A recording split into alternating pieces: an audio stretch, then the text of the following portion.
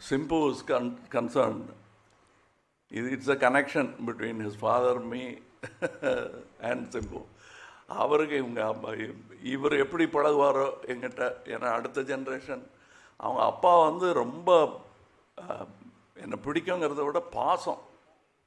ஏதாவது எனக்கு ஒன்றுன்னா வந்து என் சட்டையை நனைச்சிட்டு போயிடுவார். நிஜமாவே நெஞ்சில் சாஞ்சு அழுதுருவார் எனக்கு ஏதாவது ஒன்றுன்னா.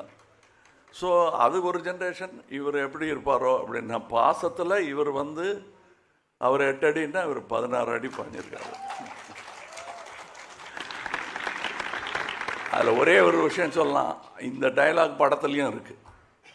அவரை பார்த்து நான் சொல்கிற மாதிரி நான் நினச்சிட்டது என் பர்சனல் லைஃப், அது கேரக்டர் பேசிச்சுன்னா கூட எனக்கு அந்த மாதிரி நட்பெல்லாம் இந்த திரைத்துறையில், பொறாமையும் போட்டியும் நிறைந்த இந்த திரைத்துறையில் இப்படியெல்லாம் நட்பு கிடைக்கிறது கஷ்டம்.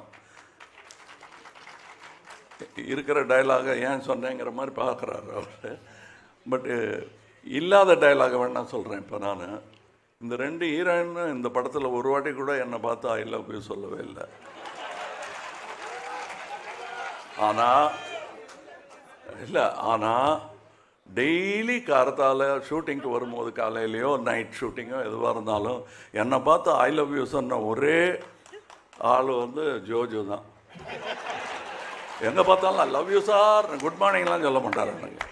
First I love you sir தான் சொல்லுவார். ஸோ அதனால் கொஞ்சம் மனசை தேத்திக்கிட்டேன் நான். போனால் போகுது, அட்லீஸ்ட் நம்ம ஆள் இருக்காரு நம்ம சொல்லுவாருன்னு.